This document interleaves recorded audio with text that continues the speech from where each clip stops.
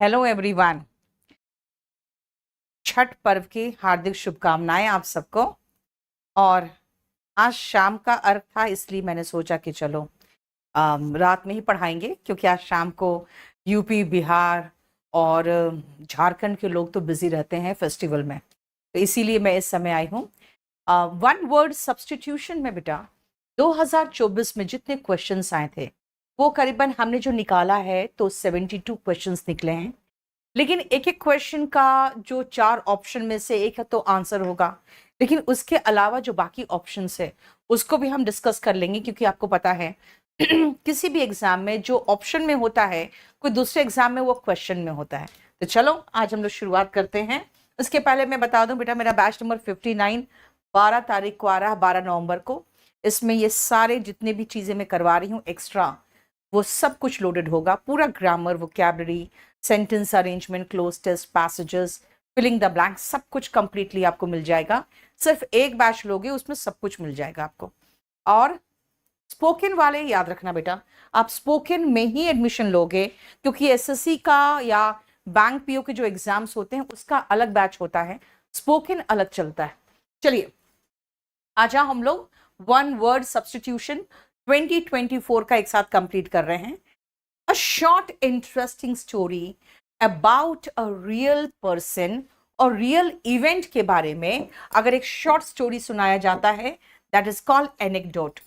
पहले जमाने में है ना, जब लोगों के पास मनोरंजन के साधन नहीं होते थे, तो जो सेलर्स होते थे ना, जब वो वापस आते थे शिप से, तो वो बैठ के है ना कहीं चबूतरे में पूरा ऐसे ऐसे हुआ, हम लोग वहां गए, वहां पे ये घटना घटी, कुछ मनगढ़ंत कुछ रियल इवेंट मिला जुला के वो सुनाते थे। लेकिन सब लोग ये मानते थे कि बिल्कुल शॉर्ट इंटरेस्टिंग स्टोरी है रियल इवेंट के बारे में, इसलिए वो एनेक्डोट होते थे। बेटा इसमें दो और वर्ड है जो आपको समझना पड़ेगा, एक तो स्केच और एक है नरेटिव। तो अगर हम ये कहें कि नरेटिव का मतलब क्या है, तो ये हो गया the description of an event। किसी भी इवेंट के बारे में कोई डिस्क्रिप्शन होता है तो वो नरेटिव होता है। देखो नरेटिव का मतलब है किसी भी इंसिडेंट के बारे में डिस्क्रिप्शन, और वो खासकर याद रखना इन अ स्टोरी। आप कहोगे मैम नरेटिव भी तो हो सकता है, ध्यान से सुनना बेटा। अगर हम एनेक्डोट कहते हैं ना, तो वो रियल होता है, रियल पर्सन और रियल इवेंट के बारे में होता है।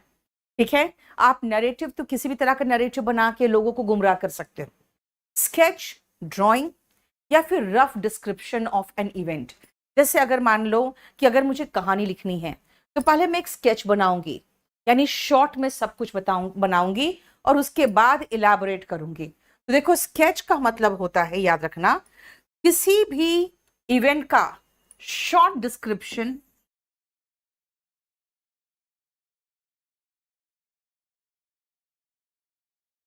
या फिर रफ ड्राइंग।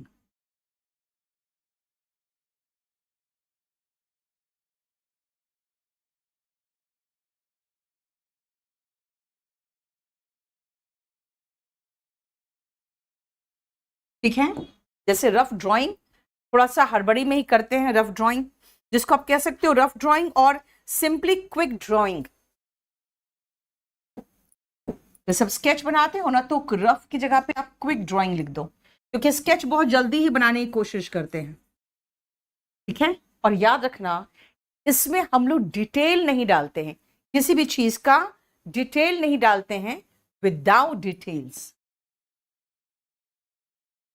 इसलिए कभी भी कोई चीज का स्केच बनाते हो ना, तो बिल्कुल रफ तरीके से बनाते हो, क्विक तरीके से, सिंपल तरीके से, बिना उसमें डिटेल डिस्क्रिप्शन डाले। ठीक है, देखो आंसर हो गया, समझ में आया। नेक्स्ट आओ, a person who likes to argue about anything. दिन भर चिक चिक चिक चिक करते रहने वाले जो लोग होते हैं वो कंटेंशियस होते हैं, लड़ाकू टाइप के, झगड़ालू टाइप के।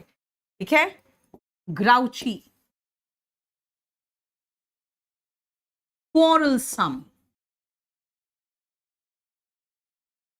ये झगड़ालू लोग होते हैं।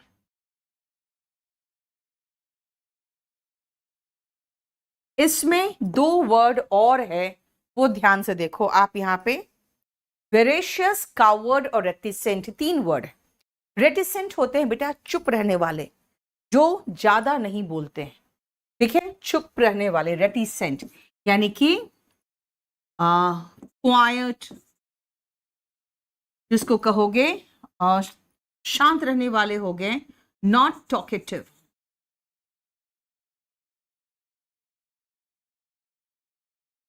मैं इसको मैन ऑफ फ्यू वर्ड्स के सिनोनिम में मैंने दिया हुआ है आपके जो 20 शीट्स है उसमें। रेटिसेंट, टैसिटर्न, रिजर्व्ड, इसे सिनोनिम में चाहो तो आप टैसिटर्न भी लिख सकते हो, ठीक है। हाँ वर्ड बेटा कायर होते हैं ये लोग, जिसका सिनोनिम है टिमिड, कायर। एंड वेरेशियस इज ट्रू, सच, वेरेशियस इंफॉर्मेशन यानी कि ट्रू इंफॉर्मेशन। देखो समझ में आया, बताओ। नेक्स्ट आओ, थर्ड नंबर, देखो ध्यान से। One who does not show response to good और बैड, जो बहुत खुश भी नहीं होते, बहुत दुखी भी नहीं होते, है ना, और वो कोई भी रिस्पॉन्स नहीं देते हैं। अगर कोई बहुत खुशी की चीज हो, बैड हो या गुड हो, स्टोइक कहते हैं इसको बेटा। ये होते हैं हिंदी में तटस्थ, यानी कि शांत रहने वाले। जब बहुत, one who is not very happy और वेरी सैड, फाइन। नेक्स्ट आओ, स्केप्टिक, बेटा ऐसे लोग शंका से भरे होते हैं, शंका से ग्रस्त, ये डाउटफुल होते हैं। अगर किसी को लेके आप स्केप्टिक हो, यानी कि आप उस पर डाउट कर रहे हो, राइट। नेक्स्ट आओ, सिनिक। सिनिक मानते हैं कि यार सारी दुनिया मतलबी है, कोई अगर हेल्प कर रहा है तो मतलब से हेल्प कर रहा है। अगर आप उसको हेल्प करने जाओगे तो सोचेगा अरे ये मुझे हेल्प करने क्यों आया। तो cynic is one who thinks all are selfish, जो सोचता है कि पूरी दुनिया सेल्फिश है। बेटा फोबिया से फोबिक बना है, फोबिया से फोबिक यानी one who has some type of fear,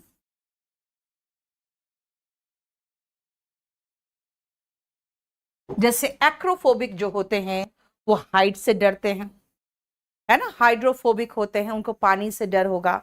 ये एक लक्षण है, जिस समय कोई डॉग वगैरह काट लेता है, रेबीज हो जाता है, उसका लक्षण है। वो पानी अगर पिएंगे तो सारा पानी निकल आता है, मतलब आपकी बॉडी पानी एक्सेप्ट नहीं कर रहा होता है, तो वो हाइड्रोफोबिक हो जाता है, वो हाइड्रोफोबिया होता है बीमारी। नेक्स्ट आओ, morbid compulsion to consume alcohol continuously, यानी शराब पीने की जो लत होती है, ठीक है, उसको कहते हैं क्या, डिप्सोमेनिया। याद रखना, मेनिया का मतलब हो गया यही, मॉर्बिड कंपल्शन वर्ड जो दिखेगा ना, यही तो है मेनिया, और सब में मेनिया है। लेकिन अब देखो मेनिया में कौन कौन सा रहा है। अगर डिप्सो है तो ये शराब का है, ठीक है। क्लेप्टोमेनिया, बेटा ये चोरी करने की सनक है, ये चोरी करने की सनक है। एक सेकंड रुकना।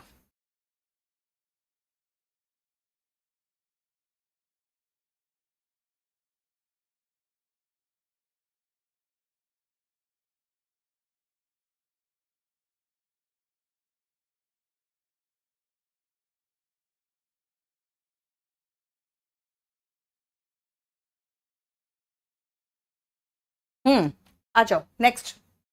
अब मेनियाक, बेटा मेनिया से बना है मेनियाक, यानी कि अगर कोई व्यक्ति है तो वो मेनियाक कहलाएगा। जैसे अगर चोरी करने की उसको सनक है तो क्लेप्टोमेनियाक कहलाएगा, ठीक है। अगर वो शराब पीने की लत उसको है तो वो डिप्सोमेनियाक कहलाएगा। तो यार व्यक्ति जो है वो मेनियाक है, और ये जो लत है वो मेनिया है। अब आओ, SATYRO, अगर इस वर्ड का रूट देखोगे तो कोई रूट नहीं है, लेकिन ऐसा व्यक्ति जो सेटारोमेनिया होते हैं, इनको एक्सट्रीम लस्ट होता है फॉर सेक्स, इसीलिए इसका हुआ आप सीधा स्ट्रेट अवे लिखोगे लस्ट फॉर सेक्स। ठीक है, देखो सबका मीनिंग क्लियर हो गया। आंसर 4 है। An order of law requiring people to remain indoors. पता है ना, जब अगर कोई प्रॉब्लम होता है, वहां पे बहुत ज्यादा आतंक वगैरह फैल गया, जैसे कश्मीर वगैरह में, तो काफी समय तक, लंबे लंबे समय तक कर्फ्यू लगा रहता है ना। तो इसीलिए दंगा फैलता है तो कर्फ्यू लगा दिया जाता है। देखो होटल्स वगैरह में जब अंदर आप एंटर करते हो रूम्स में, तो चेक इन होता है, राइट। तो ये देखो यहाँ पे आप 5th नंबर में सिर्फ कर्फ्यू आंसर है। A person who sells and arranges cut flowers. बेटा फ्लावर्स बेचने वाले फ्लोरिस्ट होते हैं। हॉर्टिकल्चरिस्ट जो होते हैं ना, ये जैसे सब्जी हो गया, फल हो गया, ये उगाना इज हॉर्टिकल्चर। और यहां पे याद रखना कि बेसिकली ये गार्डन कल्टीवेशन में होता है ना, जो बागवानी टाइप का कल्टीवेशन होता है जहां पे फल वगैरह उगाए जाते हैं। तो एक्सपर्ट इन गार्डन कल्टीवेशन, ये देखो। नेक्स्ट आओ बॉटनिस्ट। बेटा बॉटनी पढ़ने वाले, यानी कि वन हु स्टडीज प्लांट्स। ऐसे को पता है स्टडी ऑफ प्लांट्स होते हैं बॉटनी, स्टडी ऑफ एनिमल्स होते हैं जूलॉजी, है ना। और गार्डनर होते हैं माली, जो बगीचे में काम करते हैं वो गार्डनर होते हैं, माली हुए, राइट। तब yes, flowers, vegetables and fruits, ये सब उगाए जाते हैं। ओके बेटा, इतना टाइम लोगे तो बहुत मुश्किल होगा। नेक्स्ट आओ, a small group of people who spend their time together and do not welcome other people in their group। ऐसे लोग जो समय साथ बिताते हैं और नहीं चाहते कोई बाहरी आदमी हमारे ग्रुप में शामिल हो, ऐसा ग्रुप को कहते हैं क्लिक। देखो यहां पे ये fine.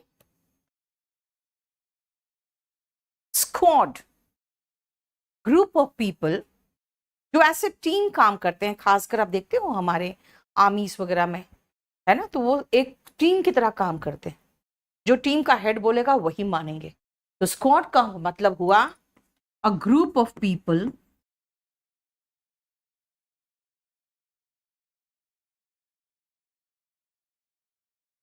That works as a team.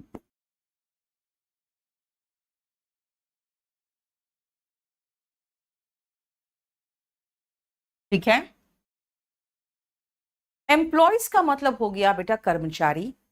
और लॉबी जो वर्ड होता है ना, ये याद रखना, एक तो होता है लॉबी का मतलब किसी बिल्डिंग में जो एक ओपन एरिया होता है जहां पे लोग बैठ के मिल सकते हैं, डिस्कस कर सकते हैं। लेकिन लॉबी वो भी होता है जो एक ग्रुप किसी पॉलिटिशियंस वगैरह के लिए काम कर रहे हो, या पॉलिटिशियन को मिला के कोई ग्रुप बना हो, वो लॉबी होता है।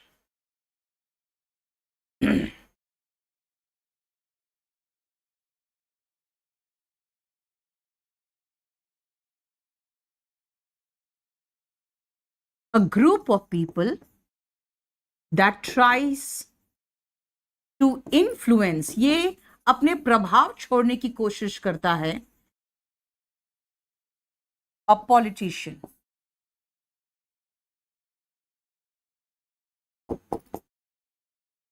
ये जानते हो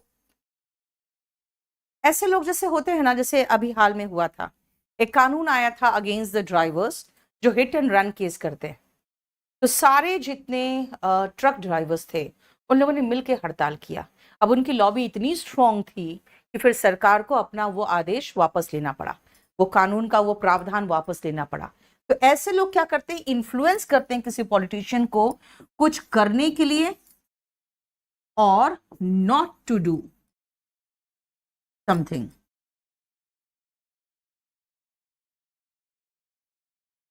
कुछ करने के लिए या फिर नहीं करने के लिए। फाइन। एम्प्लॉयज जो होते हैं ये होते हैं कर्मचारी। ये देखो, कर्मचारियों को एम्प्लॉयज कहते हैं। फाइन।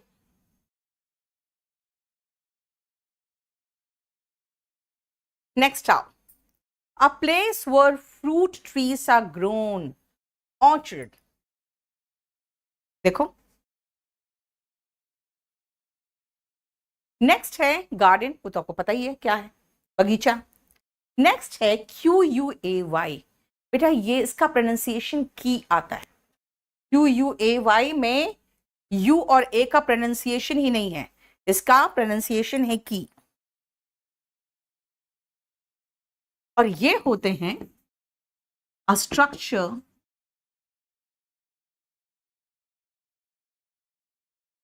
बिल्ट कहां पे, along द शोर।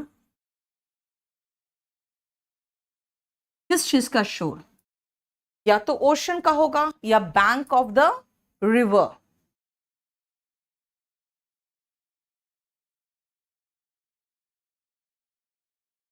और ये क्या करता है याद रखना, जहां पे लोड और अनलोड किया जाता है किसी शिप को, और रिवर होगा तो किसी बोट को, लेकिन ये लोड अनलोड करने के लिए स्ट्रक्चर बनाया जाता है।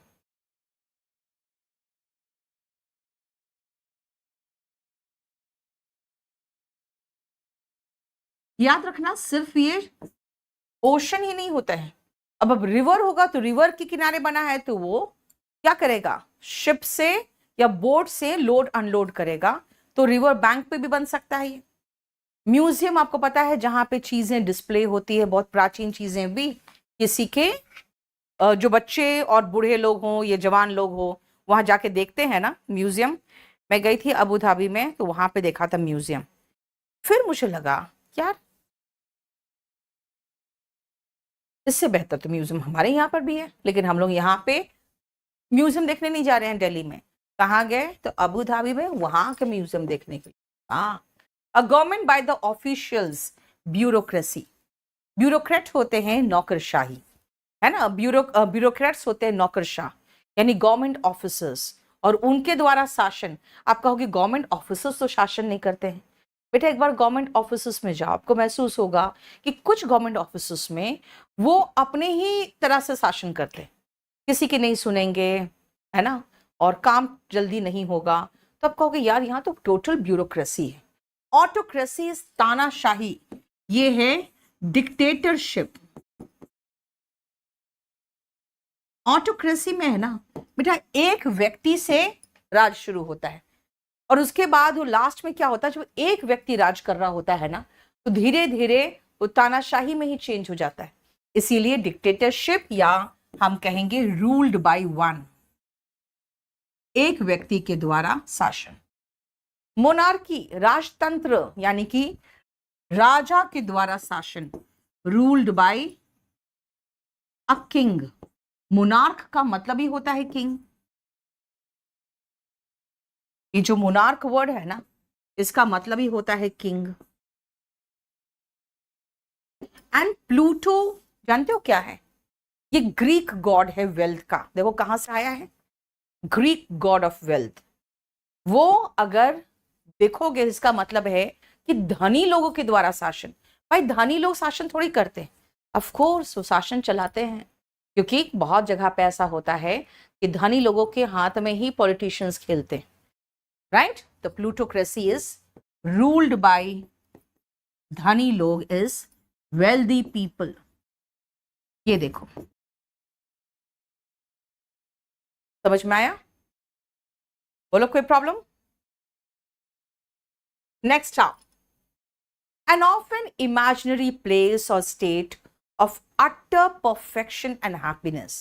भाई ऐसी जगह जहां पे आपको बहुत परफेक्शन दिखेगा, बहुत हैप्पीनेस दिखेगा, है ना। तो कहोगे मैम ऐसी जगह तो है नहीं, तो बेटा इसीलिए तो इसको कहते हैं यूटोपिया। ये यूटोपियन सोसाइटी कार्ल मार्क्स ने सोचा था। उन्होंने सोचा था कि एक समय आएगा जब सारे जो मजदूर है वो राज करेंगे, उनके हाथ में वो फैक्ट्रीज होंगे, जो फैक्ट्रीज वो बनाते हैं और फिर वहां पे मजदूरी करते हैं, है ना। तो ऐसा उस समय सब सुखी होंगे, कोई भी दुखी नहीं होगा, सब बराबर होंगे। तो वो एक यूटोपियन सोसाइटी की के बारे में सोचे थे। नेक्स्ट आओ, यहाँ पे एक वर्ड है, सबसे पहला देखना इनफर्नो। जब बेटा बहुत भयंकर आग लगती है ना, तो इनफर्नो कहलाता है, अ लार्ज फायर, इनफर्नो। देखो नेक्स्ट आओ, डिस्टोपिया। आपको नहीं लग रहा है यूटोपिया का एंटोनिम लग रहा है डिस्टोपिया? यानी अगेन ये होगा an imaginary place of utter happiness, नहीं, अटर सैडनेस, सॉरो, दुख, तकलीफ। इसे देखो ना, डिस्टोपिया और यूटोपिया दोनों एक दूसरे का, आप दिखा सकते हो, दोनों एक दूसरे का एंटोनिम है। ठीक है, जब भी क्रॉस साइन लगाए समझ जाना एंटोनिम है। An imaginary place where all are unhappy, जहां पे सभी लोग दुखी। ठीक है, euphoria, great happiness, great happiness. इसका सिनोनिम कराया हुआ है क्लास में, एक्सटेसी, यूफोरिक, ग्लीफुल, याद है ना। वही यूफोरिक में यूफोरिया हो गया, जॉयस, जॉयफुल, यानी कि जॉय हो जाएगा इसका, हैप्पीनेस हो जाएगा, मेरीमेंट हो जाएगा। इसका बहुत सिनोनिम कराया हुआ है। देखो, बोलो समझ में आया? और देखो ये 10 क्वेश्चन कराने में लगभग मुझे 20 मिनट से ऊपर लग गया, क्योंकि आप महसूस करोगे एक एक क्वेश्चन में आपको सबका मीनिंग समझना बहुत जरूरी है। आ जाओ next, fear of closed place, बंद जगह से डर। बेटा जब बंद जगह से डर होता है ना, तो क्लॉस्ट्रोफोबिया कहलाता है। ऐसे लोग है ना लिफ्ट वगैरह में नहीं चढ़ पाते। फोटोफोबिया, बहुत स्ट्रॉन्ग लाइट से डर, सनलाइट से डर, ऐसे लोग अंधेरे में बैठना पसंद करते हैं। ठीक है, फियर ऑफ लाइट, या कह सकते हो ब्राइट लाइट, क्योंकि लाइट तो थोड़ा चाहिए आपको देखने के लिए, नहीं। और ऑप्टो भी बना है बेटा ऑप्टिक्स से, यानी आंखों से रिलेटेड है। अब ऑप्टो वर्ड हमेशा याद रखना, ऑप्टिक्स से बना हुआ है, यानी आंख से। ऐसे लोगों को है ना, जब आंखें खोलते हैं तो उनको लाइट चुभती है। Fear of opening one's eyes, आंखें खोलने से इनको डर लगता है। जितने भी ऑप्टिक फाइबर्स होंगे, ऑप्टिक नर्व्स होंगे, सारे आंखों से रिलेटेड होते हैं। ठीक है, नेक्स्ट आओ, एगोराफोबिया। बेटा ये ऐसे लोग होते हैं जिनको ऐसे सिचुएशन से डर लगता है जहां पे उसको नर्वसनेस हो, घबराहट होने लगे। तो ऐसा जगह पे कहाँ होता है? पब्लिक प्लेस में, पब्लिक स्पीकिंग में ये बहुत नर्वस फील करते हैं। बेटा छठ का व्रत चीखू, छठ का व्रत इतना आसान थोड़ी है बेटा जो सब रख ले।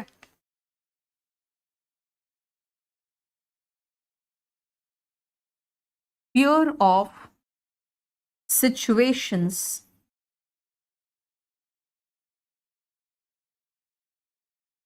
दैट कॉज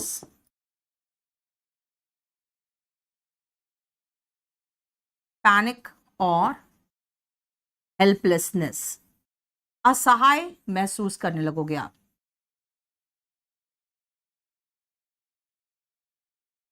ठीक है, देखो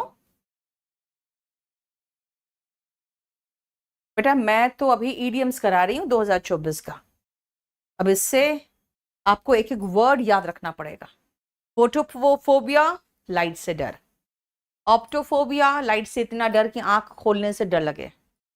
एगोराफोबिया, ऐसा डर जो ऐसा सिचुएशन से भागते हो जिसमें आपको प्रॉब्लम हो सकता है, आपको असहाय सा फील हो सकता है, जैसे कि पब्लिक स्पीकिंग हो, पब्लिक प्लेसेस हो, एंड क्लॉस्ट्रोफोबिया, बंद जगह से डर। देखो समझ में आया? नेक्स्ट आओ, a short section of a book that leads to और एक्सप्लेन्स द मेन पार्ट। बेटा शॉर्ट सेक्शन जो मेन पार्ट के बारे में बताए उसको कहते हैं फोर वर्ड। बेटा फोर का मतलब होता है आगे, जैसे आपका ये जो आगे का माथा है वो फोर हेड कहलाता है। तो इसीलिए शुरुआत में जो दिया हो कुछ शब्द जिससे एक्सप्लेन किया जाए कि भाई आगे क्या है, वो फोर वर्ड है। कंक्लूजन तो निष्कर्ष होता है, कंक्लूजन इज निष्कर्ष, ठीक है। पोस्ट स्क्रिप्ट, जब आप लेटर या कोई नोट लिख लेते हो ना और याद आता है अरे यार ये छूट गया, तो देखना कुछ लोग लास्ट में लिखेंगे पीएस और फिर उस चीज को ऐड कर देंगे, तो वही तो पोस्ट स्क्रिप्ट का शॉर्ट फॉर्म है। यानी जब आप खत्म कर चुके हो किसी लेटर को या कुछ को, उसके बाद जो लिखते हो। पोस्ट का मतलब ही होता है बेटा बाद में, प्री पहले, पोस्ट बाद में।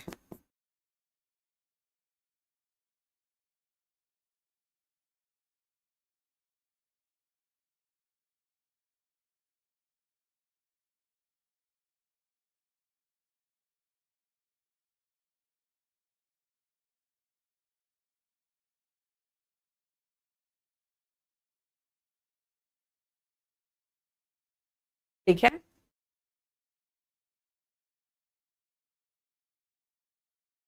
एट द एंड लगाना चाहते हो लगा दो।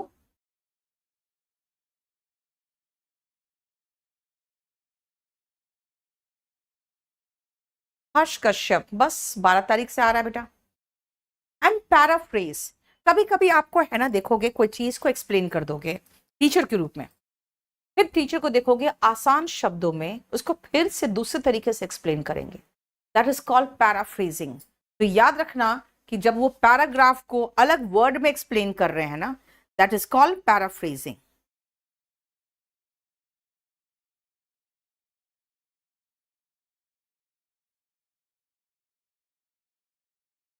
To explain something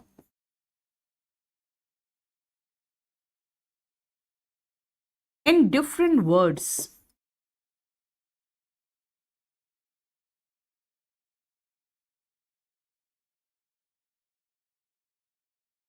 so as to make it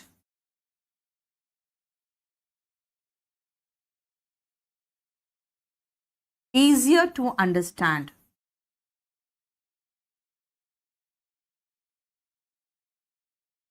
उसको समझना आसान कर दे, उसको कहते हैं पैराफ्रेजिंग। देखो क्लियर,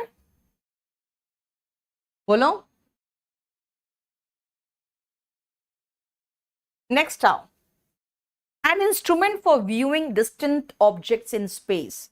जो आप दूर की चीजें देखना चाहते हो स्पेस में, उसके लिए टेलीस्कोप का इस्तेमाल होता है ना। दूर की चीज बेटा स्पेस में, स्पेस का मतलब यहां पे अंतरिक्ष है। बायनोकुलर्स भी इस्तेमाल होते हैं, लेकिन वो दूर की चीज देखने के लिए इस्तेमाल होते हैं, जिसको थोड़ा बड़ा करके देखना चाहते हो, वो आप स्पेस नहीं देख सकते उससे। माइक्रोस्कोप यूज होता है टू सी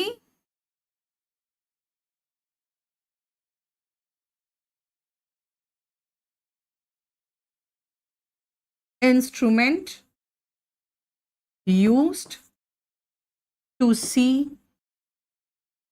टाइनी ऑब्जेक्ट्स। बहुत स्मॉल ऑब्जेक्ट्स देखने के लिए आप जो यूज करते हो वो माइक्रोस्कोप होता है। बेटा spectrograph, graph is like writing, ये होता है फॉर स्पेक्ट्रम, क्योंकि स्पेक्ट्रम में ना क्या होते हैं, विबजियर होते हैं, जो कलर्स होते हैं अलग अलग कलर स्पेक्ट्रम में, उनको स्टडी करना इज स्पेक्ट्रोग्राफ। और खास के याद रखना ये एपरेटस होते हैं for recording the spectra of a sunlight, कह सकते हो ऑफ सनलाइट या लाइट, क्योंकि 7 कलर्स में टूटते हैं ना। apparatus or instrument to record a spectrum, a spectrum. और spectrum क्या है? 7 colors of light.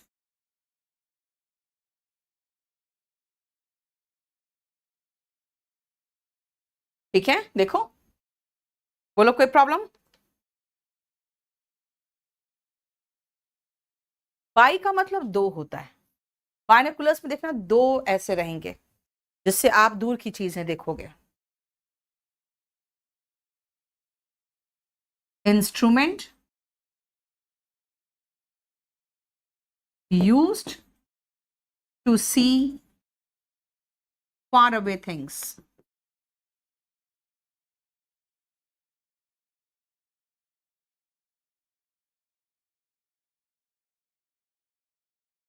बाई मतलब 2 होता है, देखो।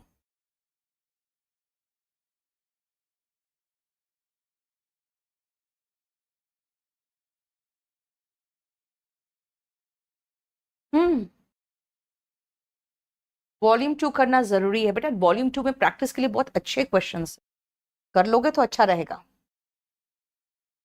सिंपल स्टेनो में बेटा जितने आपको करा दिया है क्लास में उस मोर देन सफिशिएंट है। स्टेनो में ज्यादा प्रॉब्लम नहीं होता। नेक्स्ट आओ, ऑकवर्ड इन मूवमेंट और मैनर। बेटा जब आप मूवमेंट करने में बहुत ही क्लम्जी, मेरे मुंह से तो क्लम्जी निकल ही गया, यानी बेतुका तरीके से जब चलते हो ना तो क्लम्जी तरीके से वॉक करते हो। ठीक है, अलर्ट का मतलब होता है एकदम सचेत। इम्बैलेंस्ड होते हैं जब बैलेंस नहीं बनाते हो तो, लेकिन इम्बैलेंस होकर कई बार हम लोग गिर जाते हैं। लेकिन क्लम्जी वे में वॉक करोगे वो आपकी हैबिट होती है। एंड क्लाउनिश, बेटा क्लाउन का मतलब होता है जोकर। तो क्लाउन जो होते हैं ना, अगर उसका बिहेवियर उस तरह से बिहेव कर रहे हो तो आप क्लाउनिश बिहेव कर रहे हो, यानी बहुत ही ह्यूमरस वे में, फनी वे में, फूलिश वे में बिहेव करना इज क्लाउनिश।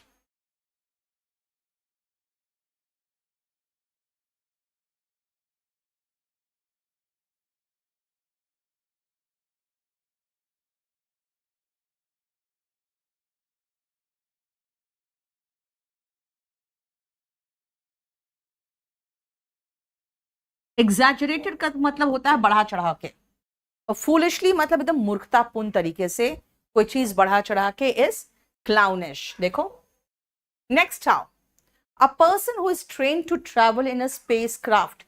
ऐसा व्यक्ति जो स्पेस क्राफ्ट में जा सके एस्ट्रोनॉट्स होते हैं। एस्टर का मतलब होता है बेटा स्टार, हेवनली ऑब्जेक्ट्स, और एस्ट्रोनॉट होते हैं जो स्टार जाने के लिए निकलते हैं। अब स्टार तो जा नहीं सकते हो तो स्पेस तक जाते हो, that is astronaut.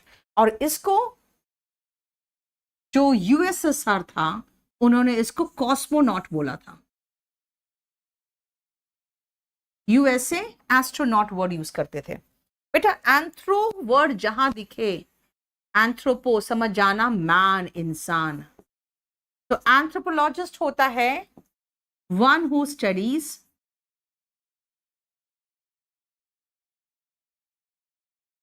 Human beings.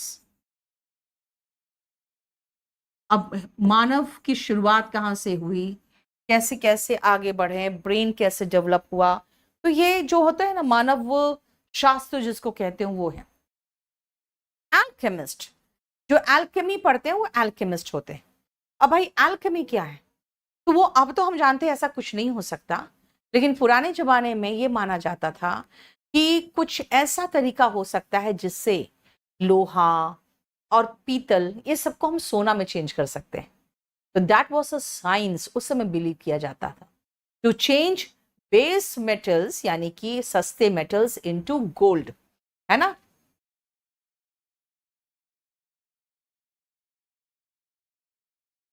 Who was an expert in alchemy. और एल्केमी का मतलब क्या था, science to science to change base metals into gold. और ये पॉसिबल हो नहीं पाया, इसीलिए गोल्ड के दाम देखते हो बढ़ते चले गए. What do you mean by curator?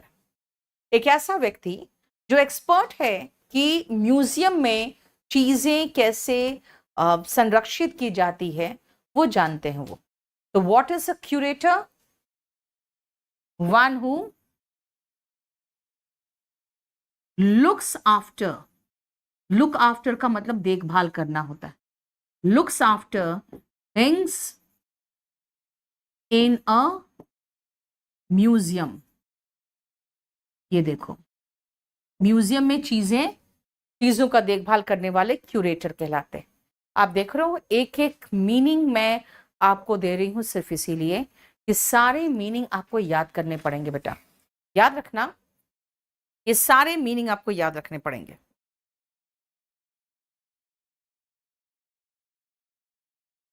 ठीक है.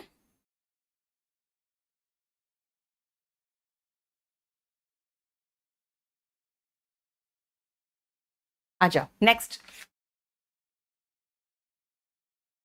Fehling to give proper care and attention, ये होते हैं लैक्स. अगर आप लैक्स हो ना, इसका मतलब है ढीले ढाले. सो अगर लैक्स जो है वो होते हैं ढीला ढाला व्यक्ति. कॉशियस होते हैं सचेत. वाइल्ड होता है जंगली. और जो प्रोविडेंट लोग होते हैं ना, वो बचत करते हैं, कोई भी चीज को सेव करके चलने वाले जो होते हैं वो होते हैं प्रोविडेंट.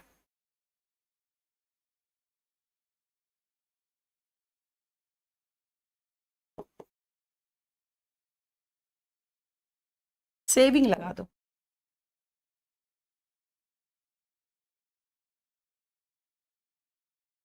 ठीक है.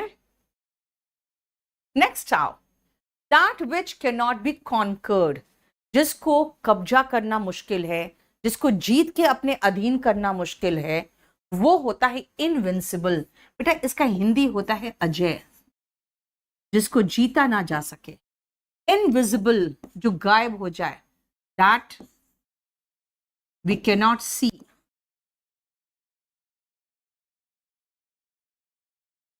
इनडेलिबल में ये डेल वर्ड याद रखना, जैसे होता है डेल फॉर डिलीट. इनडेलिबल होता है जिसको आप मेमोरी से डिलीट नहीं कर पाते हो, यानी भूल नहीं सकते हो. So indelible is that can not be forgotten, can not be removed from memory, और जिसको डिलीट नहीं कर सकते. That can not be removed और फॉरगॉटन, जिसको भूलना या जिसको मिटाना मुश्किल है. ठीक है.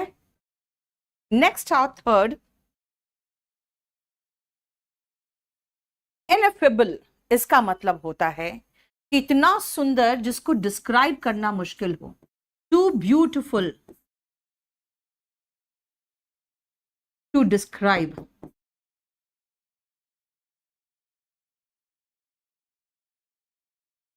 जिसका एक इडियम भी है, बेगर्स डिस्क्रिप्शन, है ना.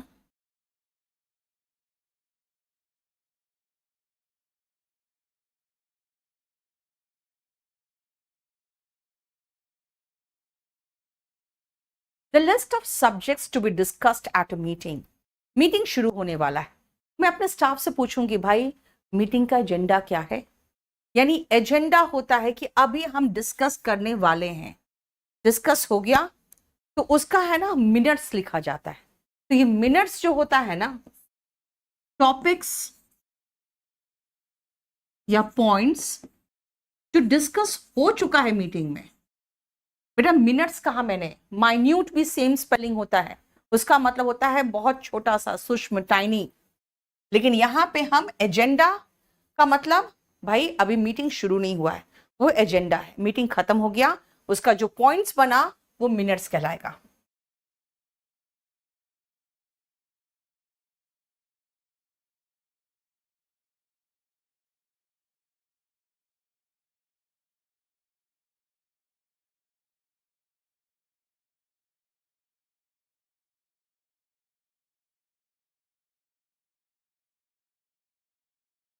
ठीक है।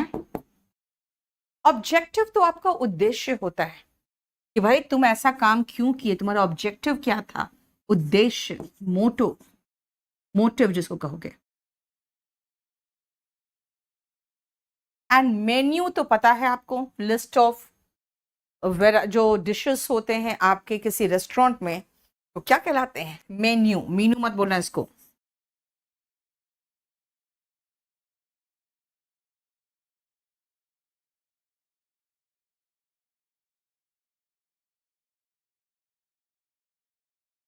इन रेस्टोरेंट एज मेन्यू। बताओ कोई प्रॉब्लम यहां तक?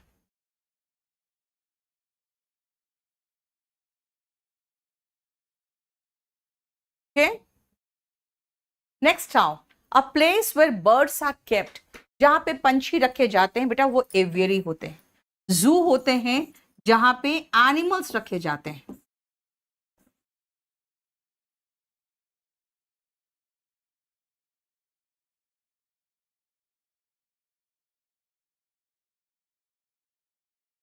ठीक है। सैंक्चुरी, जहां पे एनिमल्स रखे जाते हैं, ऐसी जगह पे, ऐसे एनवायरमेंट पे जहां उनके प्राण सुरक्षित हो, है ना। वाइल्ड लाइफ सैंक्चुरीज बनाए जाते हैं ना, इसी चीज के लिए तो बनाए जाते हैं।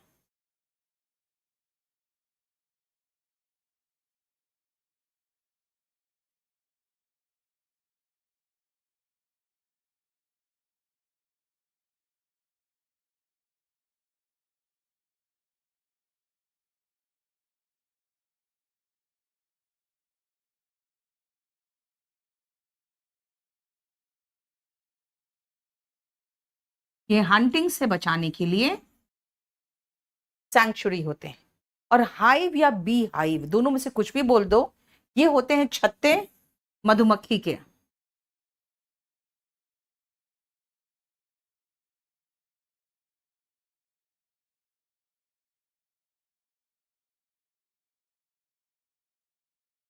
ठीक है, देखो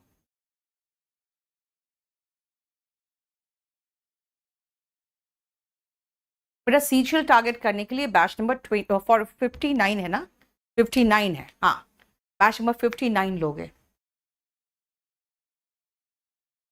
चलो नेक्स्ट आओ, इनकैपेबल ऑफ बीइंग डिफीटेड, जिसको हराना मुश्किल हो। अब जिसको नहीं हरा सकते हैं उसको भी तो इनविंसिबल कहेंगे, है ना। जिसको कॉन्कर नहीं कर सकते, जिस पर कब्जा नहीं कर सकते, जिसको हरा नहीं सकते हैं, वो इनविंसिबल है। अभी बताया था अजय, और ये हमको लगता है लगभग सेम वर्ड दे दिया है, इनविजिबल, लेकिन इसके नीचे एक वर्ड दिया है, इसको ध्यान से देखो, इनइलेक्टेबल। इसका मतलब है जिसको आप रेसिस्ट नहीं कर सकते हो, जिसको अवॉइड नहीं कर सकते, मतलब मन ललच जाता ही है। That can not B resisted. ये देखो, राइट, बोलो कोई problem?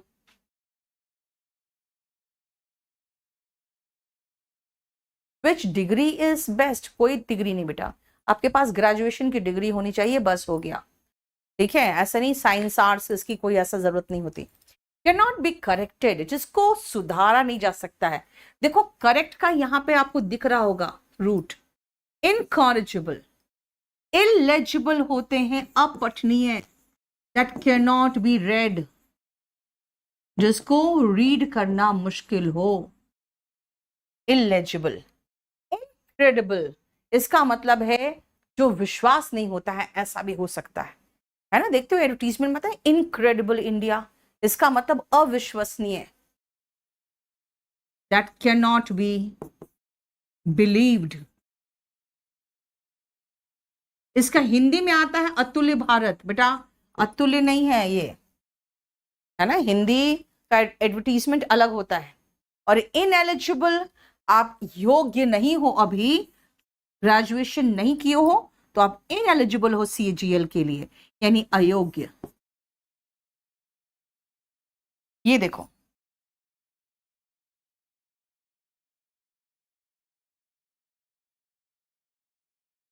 A large flat area surrounded by seats used for sports और entertainment. एक large area, चारों तरफ सीट से लगे हुए, बेटा वो एरिना होते हैं, वहां पे बॉक्सिंग वगैरह होगा या रेसलिंग होगा खासकर। सेनेट जो होते हैं ना बेटा, ये अपर हाउस ऑफ कुछ कंट्रीज जैसे यूएस वगैरह में, है ना।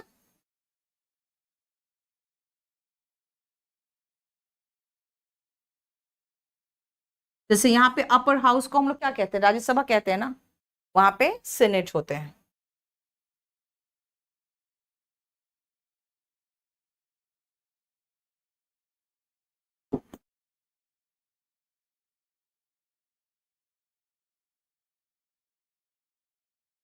ठीक है, डिपार्टमेंट और गार्डन तो बहुत ही आसान वर्ड है, इसका क्या बताएं हम।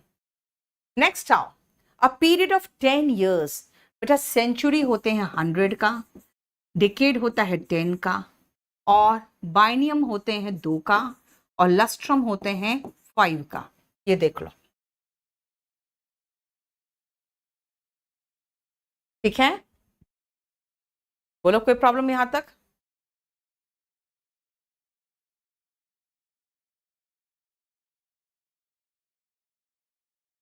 नेक्स्ट आओ, one who Yeats a lot, glutton, बेटा पेटू होते हैं, जिसका सिनोनिम भी लिख लो,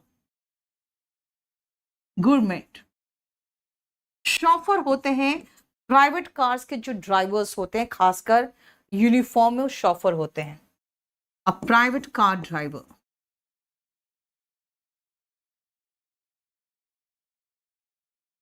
ठीक है, स्टुवर्ड होते हैं ना, खासकर प्लेन्स में और शिप्स में जो कर्मचारी होते हैं ना, उनको हम स्टुवर्ड कहते हैं।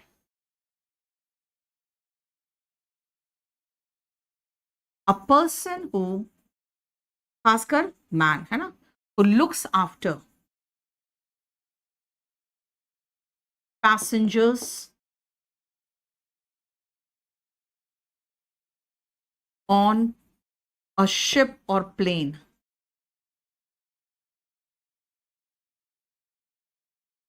और शेफ कौन होते हैं, कुक जो होते हैं वो शेफ होते हैं, यानी रसोइया, खासकर होटल्स वगैरह के, उनको हम लोग कहते हैं शेफ। ये देखो, बताओ कोई प्रॉब्लम यहां तक। An important person who represents his country in a foreign place, in a foreign country, बेटा वो होते हैं एम्बेसडर, वो अपने देश को रिप्रेजेंट करते हैं। ठीक है, नेक्स्ट आओ, एमेच्योर। बेटा एमेच्योर ऐसे लोग होते हैं जो प्रोफेशनल्स नहीं होते। हाँ, वो कोई स्पोर्ट्स खेलेंगे, अपने कंट्री को भी रिप्रेजेंट कर सकते हैं, लेकिन उसको एज अ प्रोफेशन नहीं लेते। ये नहीं कि उससे कमाई कर रहे हैं, है ना, जैसे रेसलर्स हमारे देश के, अगर जाके वो WWE ज्वाइन कर लेंगे तो वो प्रोफेशनल्स कहलाएंगे, फिर वो एमेच्योर नहीं कहलाएंगे।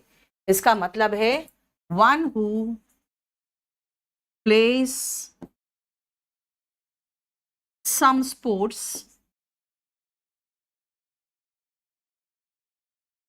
For fun and not for money.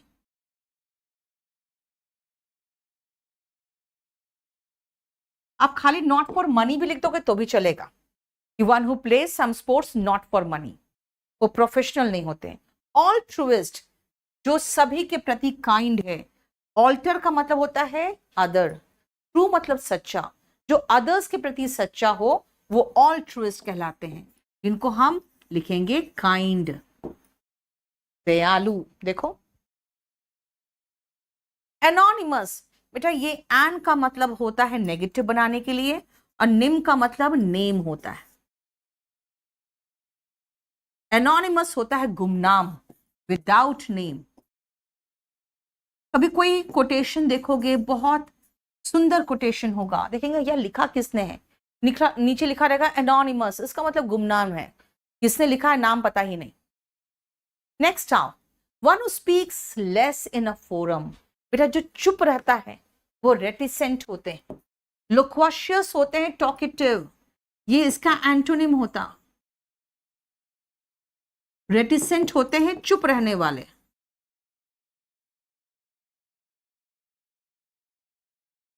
और एसेंट्रिक तो होता है बेटा सन की, जो वियर्ड नेचर का, पागलपन की तरह रहेगा, जिसको इराटिक भी कहोगे, ठीक है। और गैब से बना है वर्ड गैबी, ये ध्यान रखना, गैब वर्ड बना है गैब से, और गिफ्ट ऑफ द गैब का मतलब होता है जो बोलने में अच्छा होता है। तो गैब का मतलब होता है बकबक करने वाला, इसका मतलब अगेन ये भी सिनोनिम है टॉकेटिव का। द स्टडी ऑफ कॉइन, सिक्कों की पढ़ाई, न्यूमिस्मैटिक्स, कोरियोग्राफी होता है ऑफ डांस, इसीलिए पिक्चर्स वगैरह में देखो ना, डांसर जो होते हैं कोरियोग्राफर होते हैं। इंफॉर्मेटिक्स बेटा इंफॉर्मेशन देते हैं, ये इंफॉर्मेटिक्स उसी से रिलेटेड है। एंड कार्टोग्राफी, ये मैप जो ड्रॉ करते हैं, कार्टोग्राफी वो होता है study, art of making maps. So informatics का लिख लो, ये इंफॉर्मेशन साइंस है जिसमें डेटा वगैरह मिलता है आपको।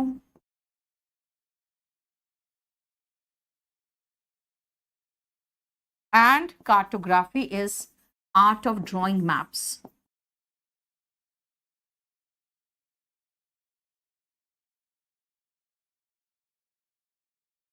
ये देखो, ठीक है। A person who is inclined to see the worst aspect of anything, यानी एकदम निराशावादी होंगे, किसी भी समय के लिए वो हमेशा निराशाजनक सोच रखते हैं, पेसिमिस्ट। फिल का मतलब होता है लव, एंथ्रोप का मतलब होता है मानव, फिलैंथ्रोपिस्ट होते हैं मानवता प्रेमी, one who loves Mankind.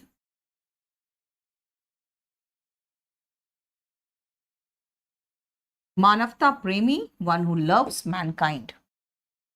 Optimist बेटा, पेसिमिस्ट का उल्टा ऑप्टिमिस्ट होते हैं, ये आशावादी होते हैं, और पेसिमिस्ट होते हैं निराशावादी। अभी ऑल्ट्रुइस्ट का बताया था आपको, काइंड, देखो यहां रिपीटेड है ये वर्ड, ठीक है।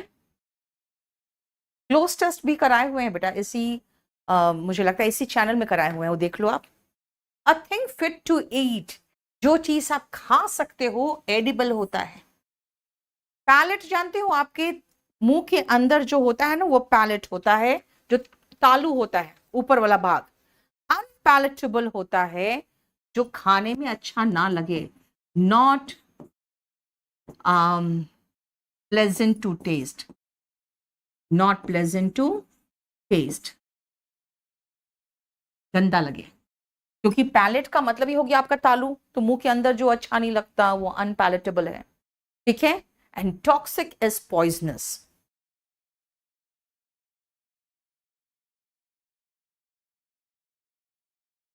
Toxic is poisonous. देखो, a person who deceives others by pretending to be someone else, तो बनता है कि भाई मैं तो जर्नलिस्ट हूं और वो है नहीं, तो वो कौन होते हैं, इम्पोस्टर होते हैं, जिसको हिंदी में कहते हैं बहरूपिया। हालांकि होते हैं वो फ्रॉड, लेकिन इम्पोस्टर वर्ड एग्जैक्ट वर्ड है जिसको कहते हैं बहरूपिया। अनरिकॉग्नाइजेबल, जो पहचाना ना जा सके, तो सीधा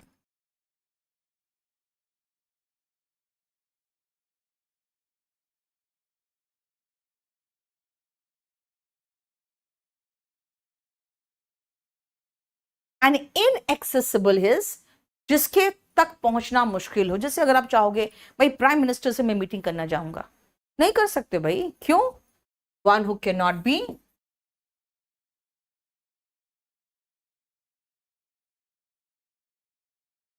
मेट, या फिर आप कह सकते हो ऐसा जगह जहां पहुंचना मुश्किल हो, है ना, अ प्लेस जहां आप नहीं पहुंच सकते हो, मुश्किल वहां पहुंचना, place that can not be reached.